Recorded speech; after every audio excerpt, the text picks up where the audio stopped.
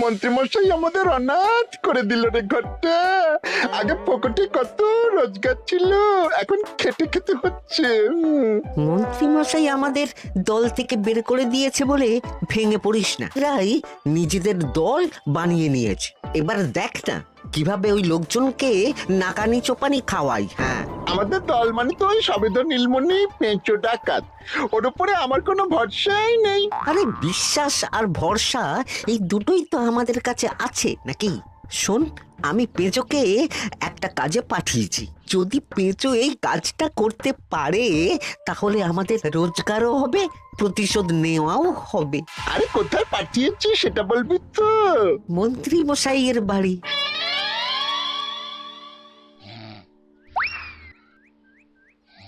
এই তো সুযোগ, একদম পরিষ্কার হাতটা দেখা যাচ্ছে। এবার আমার শিল্পী হাতের কাজটা দেখাই।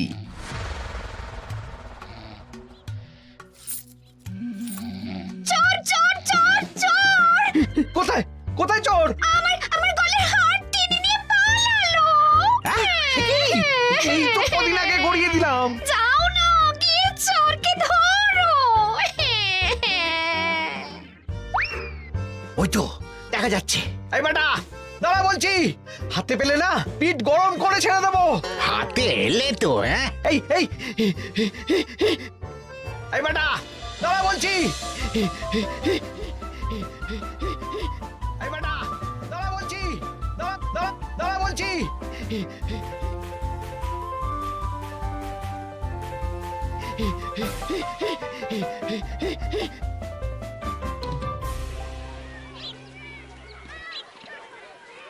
দুপুরে একটু খেয়ে ঘুমোবো, তার জন্যই।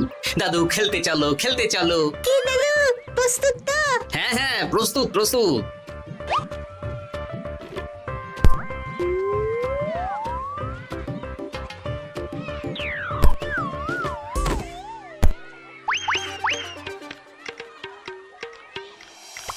আরে আরে, এ তো পিছু ডাকাত। ধরো বেটাকে, ধরো ধরো। আমার গিন্নির গয়না চুরি করে পালাচ্ছিল, ওর ট্যাকেই পাওয়া যাবে। ধরো। এটা মন্ত্রী মশাই, হ্যাঁ এটা। চোর ধরা পড়েছে, এটাই বড় কথা। শুনুন, এখন একে রাজবাড়ি নিয়ে যাই, কাল এর বিচার হবে।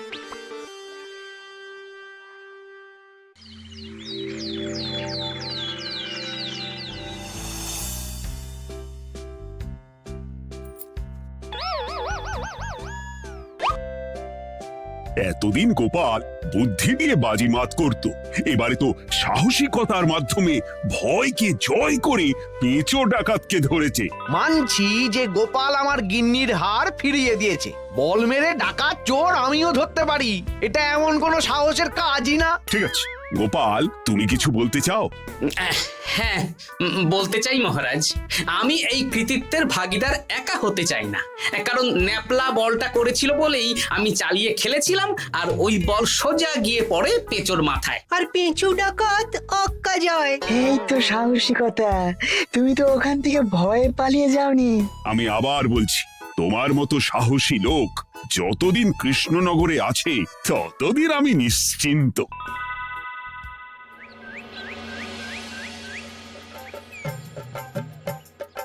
বলি সারাদিন আমি সংসার ঠেলছি আর আরেকজন খাচ্ছে যাচ্ছে ঘুরে বেড়াচ্ছে। গিন্নি, তুমি কি আমার কথা বলছো? আমি আর কার কথা বলতে পারি শুনি? না, আমি ছাড়া তোমার আর কেউ নেই, তুমি ছাড়া আমারও আর কেউ নেই।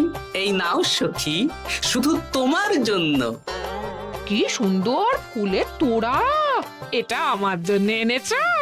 হ্যাঁ গো, তুমি কি আমার উপর রাগ করে আছো গিন্নি? তাহলে বলো, অন্য কাউকে দেব? এই এই এই, আমি ছাড়া আর কাকে তুমি ফুলের তোড়া দেবে শুনি? না, ভাবলাম তুমি হয়তো রাগ করে আছো। না না না না, ও কিছু না। এই তো বাইরে গরম না, এই তুমি বসো বসো, আমি শরবত করে দিচ্ছি।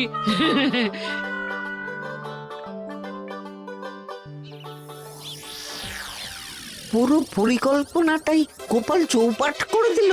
এবার তাহলে কি করবি? ভাবতে হবে, ভাবতে হবে। পেঁচো ধরা পড়েছে বলে তো আর আমরা হাত পা গুটিয়ে বসে থাকতে পারি না। না, ঠিক বলেছিস, অন্য কিছু একটা করতে হবে।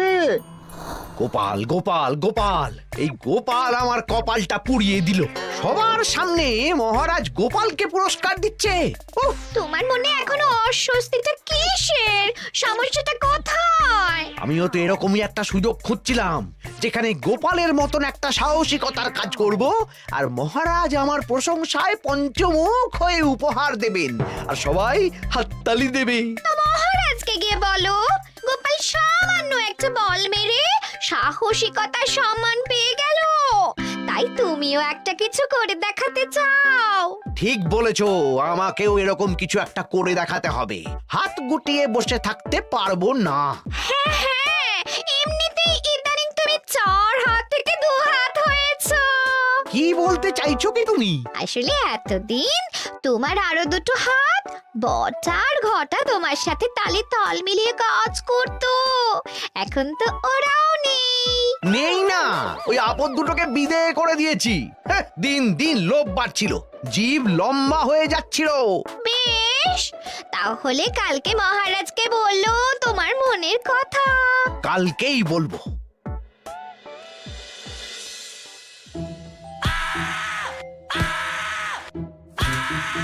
বল, তোকে কে পাঠিয়েছে বল? তোর এত বড় সাহস, তুই মন্ত্রী মশাইয়ের বাড়িতে দিনে দুপুরে চুরি করিস? বল। বলছি আমাকে ঘটাদা পাঠিয়েছিল। মন্ত্রী মশাইয়ের দল থেকে বেরিয়ে বটাদা আর ঘটাদা একটা নতুন দল খুলেছে, আমি ওই দলে যোগদান করেছি। আচ্ছা, এই ব্যাপার। বেটাদের একবার হাতে পাই।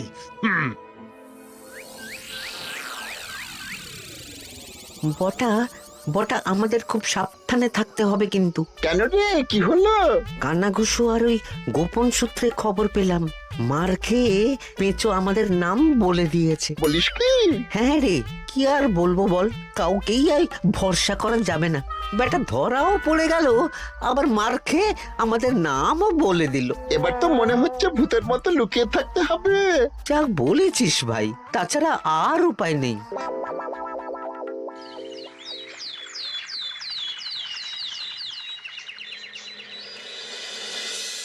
মহারাজ, আজ আমি সুবিচার চাই মহারাজ। কেন মন্ত্রী মশাই, আপনার উপরে আবার অবিচার কখন হলো? হ্যাঁ মন্ত্রী, তুমি কি সুবিচার চাইছো বলো? আমাকে সাহসিকতা দেখানোর সুযোগ দিলে আমিও গোপালের মতন ওরকম ঢের ঢের উপহার আনতাম। আচ্ছা, সুযোগ কি বলে কয়ে আসে? সেসব আমি জানি না। আমিও ছোটবেলায় অনেক সাহসিকতার কাজ করেছি, তবে কোনো পুরস্কার পাইনি। আর গোপাল কিছু করলেই ওকে আপনি উপহার দিয়ে দেন। তা তুমি কি সাহসিকতার কাজ করেছিলে ছোটবেলায়? আমি একবার মামার বাড়ি গেছিলাম, তো একদিন মামার বাড়িতে হঠাৎ ডাকাত পড়ে। তাই দেখে আমি কয়েকটা ঢিল নিয়ে মামার বাড়ির পেয়ারা গাছে গিয়ে উঠে পড়ি।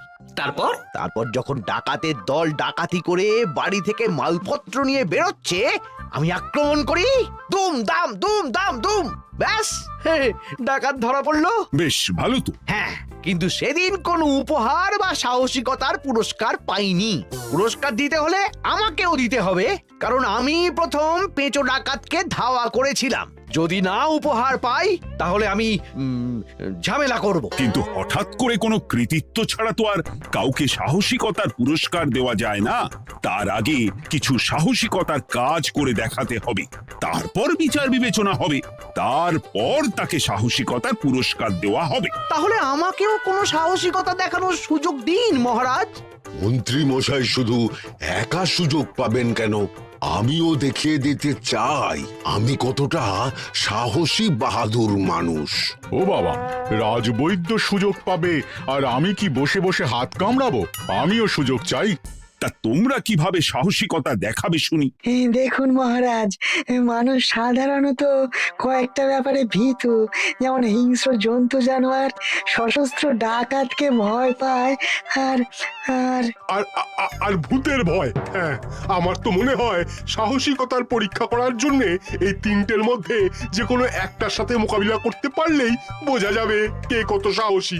এটা তোমরা ঠিক বলেছো, কিন্তু ব্যাপারটা হলো জঙ্গলের পশুরা জঙ্গলে যেমন আছে থাকুক, ওদের নিয়ে নাড়াঘাটা করার দরকার নেই। ডাকাত তো গোপাল ধরেছে, এখন পড়ে থাকলো ভূত। মহারাজ, আপনি তাহলে ওই ভূতুড়ে বাড়ি খুঁজুন, তারপর সবাইকে ভূত ধরে আনতে বলুন। দেখি মন্ত্রীর আবদার মেটানোর জন্য তো তাই করতে হবে।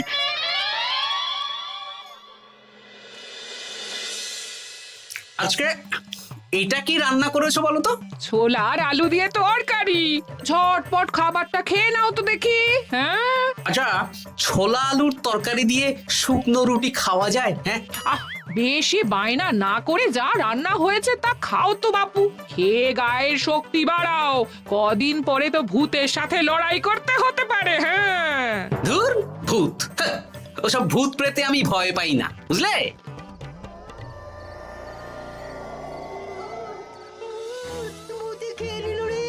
কি ভয়ঙ্কর! মহারাজ বাঁচান, বাঁচান! মহারাজ উপরে পায়চারি করছেন, কোথায় ভূত? আমি মহারাজের সঙ্গে দেখা করতে চাই। আচ্ছা আচ্ছা, উপরে যান।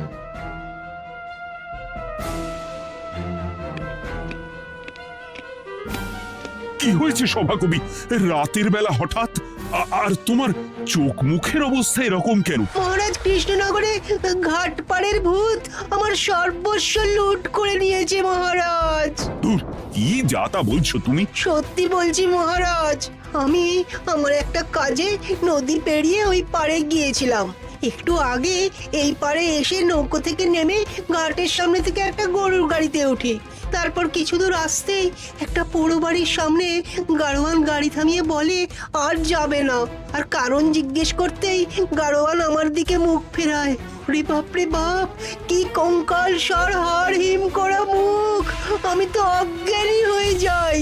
কিছুক্ষণ পর জ্ঞান ফিরলে দেখি আমি রাস্তায় পড়ে আছি, আর আমার সাথে থাকা থলেটাও নেই। তাহলে বলতে চাইছো তোমার থলে ভূতে চুরি করেছে? সেসব আমি জানি না মহারাজ, কিন্তু আমি আমার থলে ফেরত চাই, আর ওই ভূতের শাস্তিও চাই। দিন না।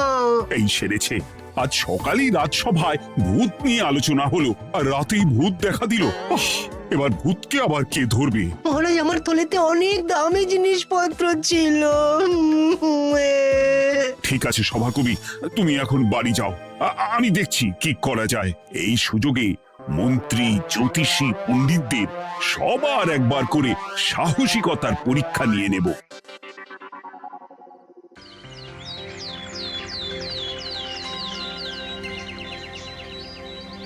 এই তো তোমরা সবাই চলে এসেছো। মহারাজ, আমার মনে হচ্ছে আপনি কোনো কথা বলার জন্য উদ্গ্রীব হয়ে আছেন। গতকাল আমার সব লুট করে নিয়েছে ভূত। কোথায়? কোথায় ভূত? সভাকবি, কোথায় ভূত? মন্ত্রী মশাই, বাড়িতে গিয়ে আয়নার সামনে নিজের মুখটা দেখুন, দেখতে পাবেন। গোপাল, খুব খারাপ হয়ে যাচ্ছে কিন্তু। ওসব খারাপ ভালো পরে হবে। আর মন্ত্রী, বৈদ্য, জ্যোতিষী, তোমরা কালকে বলছিলে না তোমরাও সাহসিকতা দেখানোর সুযোগ চাও? তাই ভূত ধরে দেখাতে পারলেই তোমাদের আমি পুরস্কৃত করব। কিন্তু মহারাজ, ভূত কোথায় পাওয়া যাবে? গতকাল রাতে ঘাট পাড়ি এক গাড়োয়ানের গরুর গাড়িতে চাপতেই তোমরা ভূত দেখতে পাবে। প্রথমে মন্ত্রী, বৈদ্য, জ্যোতিষী, তোমরা চেষ্টা করে দেখো। যদি ভূত ধরতে না পারো তখন গোপাল যাবে, আর যে বা যারা ভূত ধরে আনতে পারবে তাকে বা তাদেরকেই আমি পুরস্কার দেব। আমার কারো সাহায্য লাগবে না মহারাজ, কিন্তু আপনি এত করে যখন বলছেন, না হয় বৈদ্য আর জ্যোতিষীকে নিয়েই যাব। দেখবেন আমরাই ভূত ধরে আনবো। আমরা বীর, আমরা সাহসী। ওসব ভূত ধরা গোপালের কম্য নয়।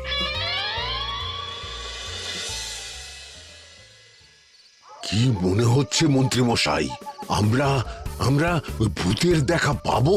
আমার কিন্তু হালকা হালকা ভয় করছে, যদি কিছু সর্বনাশ হয়ে যায়। আরে এসব ভূত প্রেত কিচ্ছু নেই। এত ভয় পেলে চলবে না রাজবৈদ্য মশাই। ভূত ধরতে পারলেই পুরস্কার। শুধু ভগবানের নাম গান করুন। ওই তো একটা গরুর গাড়ি দেখা যাচ্ছে। মহারাজ তার মানে এর কথাই বলছিল। হ্যাঁ, আর তো অন্য কোনো গরুর গাড়ি দেখতেও পাচ্ছি না। এই যে ভায়া, কৃষ্ণনগর রাজবাড়ি যাবে? হ্যাঁ যাবো, 2 মোহর লাগবে কিন্তু। 2 মোহর একটু কম করুন না। আচ্ছা ঠিক আছে, 3 জনে 1 মোহর দেবেন, আর কমাবো না। তাড়াতাড়ি বসুন।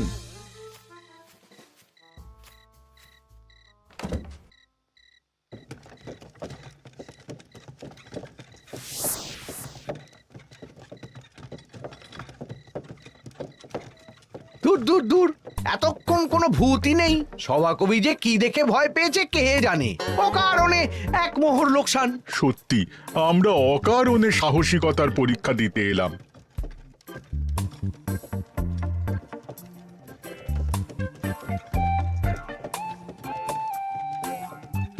কি এই, এটা কোন রাস্তায় ঢোকাচ্ছ?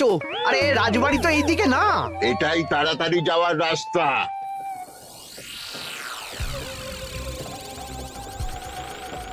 গাড়ি আর যাবে না। যাবে না মানে? আমরা তো রাজবাড়ি অবধি যাব।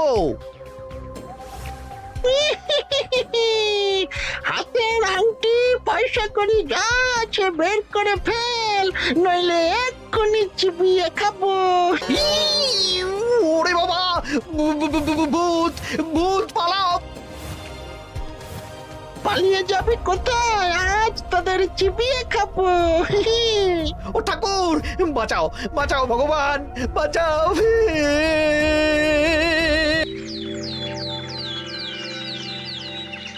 মহারাজ মহারাজ, আমাদের লুট করে নিল। ভূত আমাদের সর্বনাশ করে দিল, বাঁচান। তার মানে তোমরা তিনজন মিলেও ভূত ধরতে পারোনি? ছি ছি ছি ছি ছি, এই তোমাদের সাহস! আমরা কি করে জানবো মহারাজ যে আসল ভূত আছে? গোপাল, ব্যাপারটা কিন্তু খুবই সমস্যার। এরকম পর পর রাতে দুটো ভুতুড়ে ঘটনা হলো। তুমি দেখো না যদি কিছু করতে পারো। আচ্ছা মহারাজ, দেখছি।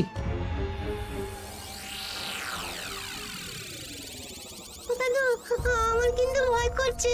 শুনলাম কালকে মন্ত্রী মশাইকেও ভূতের তাড়া করেছিলাম। আমার মনে হচ্ছে কিছু একটা রহস্য আছে। সে যাই রহস্য হোক, আজ আমরা এর শেষ দেখে ছাড়বো। হ্যাঁ, তারপর আমাদের যদি ভূতে ধরে? তোরা কোনো চিন্তা করিস না, সব ওষুধ আমি এই থলে করে নিয়ে এসেছি। হয়তো ঘাটের কাছে একটা গরুর গাড়ি দেখা যাচ্ছে। ভাই, দক্ষিণ পাড়া যাবেন? হ্যাঁ যাবো, 2 মোহর লাগবে। বেশ, চলো চলো। এত রাতে তো গরুর গাড়ি রাস্তাঘাটে চলে না, তাই বাধ্য হয়ে ঘাটের এদিকে এলাম।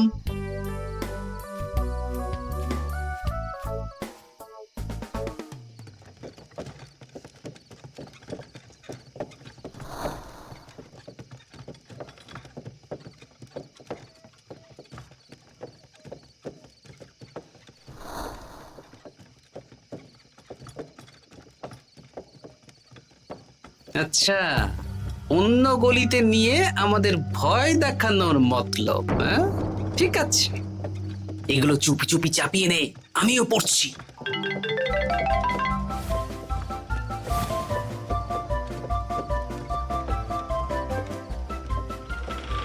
আর গাড়ি যাবে না। সাথে যা আছে সব দে, নইলে চিবিয়ে খাবো। তুই কে রে? তোকে সব দেব? ভূত বাঁচাও বাঁচাও! তুই কি ভেবেছিস? তুই নকল ভূত সেজে লোকেদের ভয় দেখাবি, আর আমরা চুপচাপ বসে থাকবো? তোর পাপের ঘোড়া পূর্ণ হয়েছে, আজ কেউ তোকে বাঁচাতে পারবে না। এবার মজা সামলা। চলে গেল রে, চলে গেল রে, সাড়ে চলে গেল। কি চুল করছিস ঘরটা? তুই আয়। চলে গেল রে, চলে গেল রে, সাড়ে চলে গেল। এই ঘটাকে ডাকছিস মানে? তুই মানুষ বটা। ওরে বাবা রে, বাঁচাও। তোদের ধরে নিয়ে যাব, কাল সকালে বিচার হবে।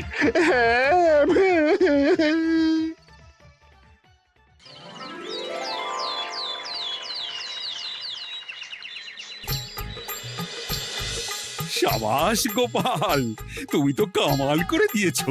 কিন্তু জ্যান্ত ভূত ধরে এনেছো। আমি তো এদেরকে খুঁজছিলাম। হ্যাঁ, এরাই তো পেঁচোকে পাঠিয়েছিল মন্ত্রী মশাইয়ের বাড়ি চুরি করতে। হ্যাঁ, তার মানে গতকাল বটা। আমি তোদের ছাড়বো না।